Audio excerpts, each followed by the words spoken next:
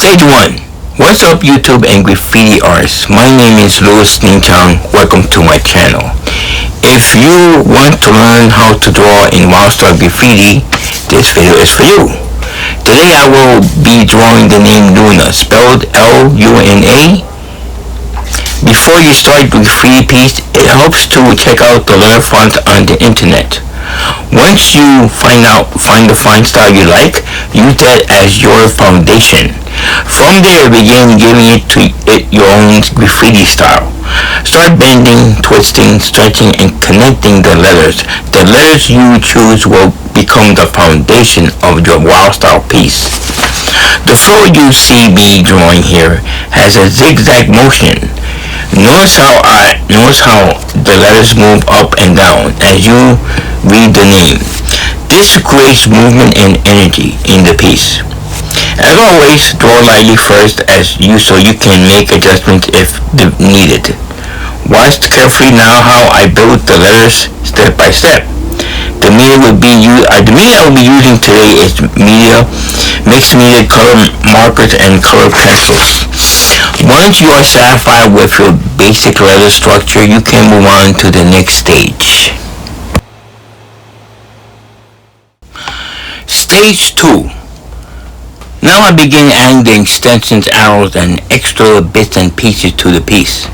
First I add an arrow on the top of the letter L. After that, I continue building with the combinations of arrows and extensions to get the piece started. Now I move on to the letter U.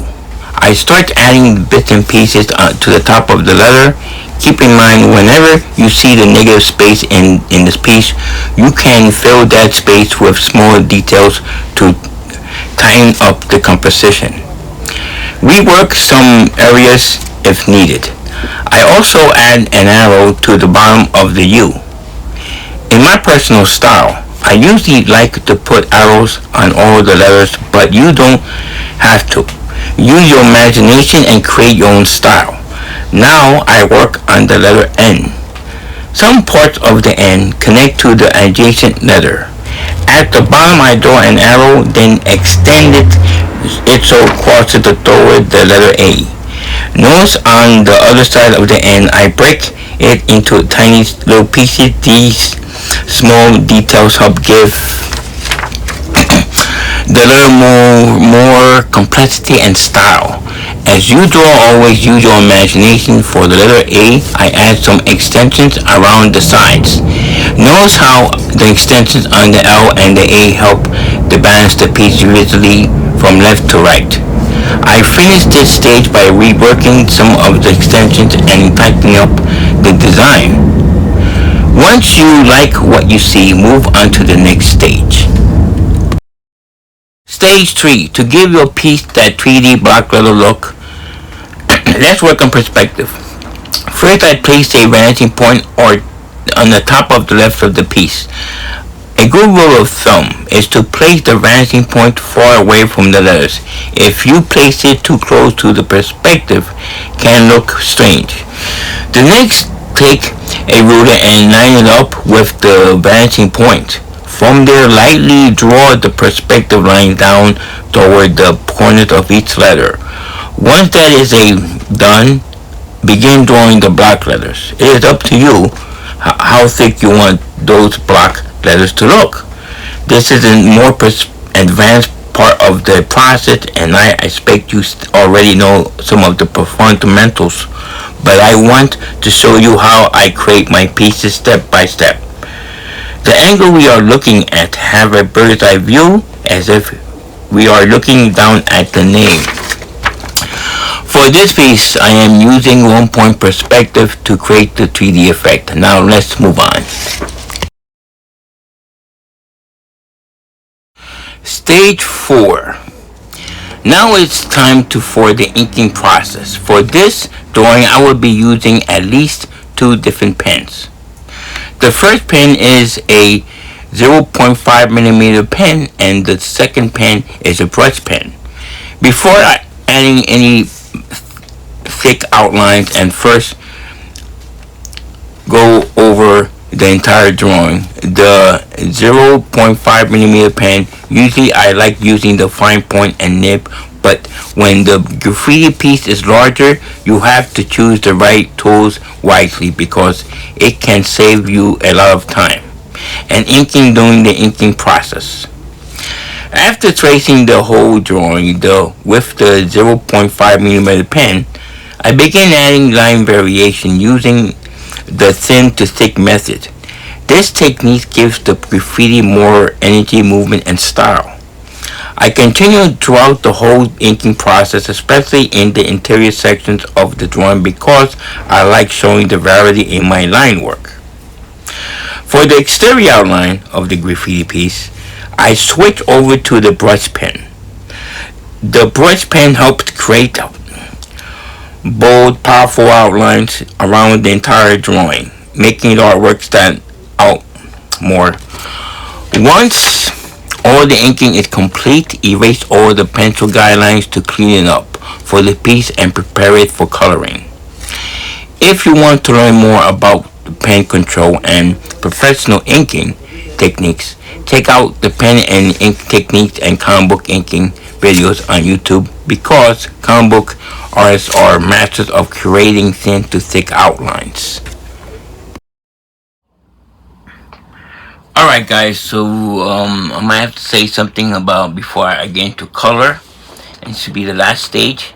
At the moment, I used to have an issue with the laptop, and I'm using the iPad, so I'm trying to get used to the iPad.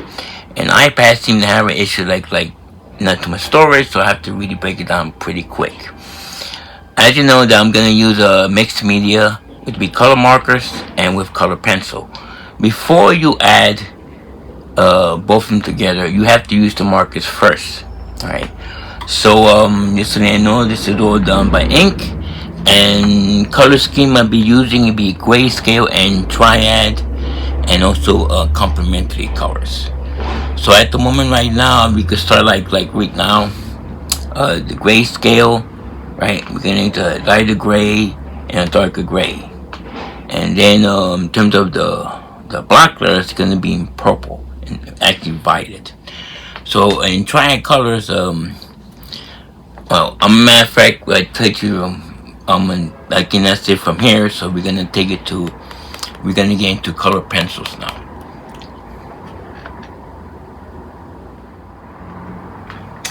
Alright, so I'm gonna tell you what I just did here. I used the triad color scheme, which is violet, green, and orange, and doesn't really mean that you have to get exact color from the color wheel.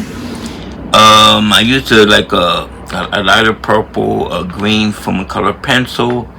I think the green I picked was because the markers I used, the purple marker, they had no name, so this particular green is grass green, and then we have orange, and orange means a marker. And what I did, now we're gonna talk about a little bit about the technique, and once you finish, using the markers, then you apply the color pencil right on top of it. Like over here, this is the green, and like you see over here too. So I actually, in terms of the design element, I just flipped it around, and it goes same thing with the N and the A. But over here, when it comes to color pencils, when you first add the first layer, like lighter pressure, and second layer, a little harder pressure, and then you go much harder, which is a burnishing technique. Burnishing technique is something that you apply many layers, and you press harder. Pressure be the last actually layer, and be much harder, and just gradually build it from there. Now for the orange, this is a much darker orange. The orange I had, I don't think it will stand up from this color marker ink over here, and I just simply use a darker orange from a marker. But let's look at the technique, for example. The stripping technique is same thing doing over here, but this is like little dots stripping technique. And as you see over here, light, and it comes darker. So the more stripping technique you add, more dots to it, the darker values may come. This is a part of in painting techniques that you see in painting techniques. So over here, I decided to add a design element from in the middle. So that's what I did. For the purple, it was use color pencil.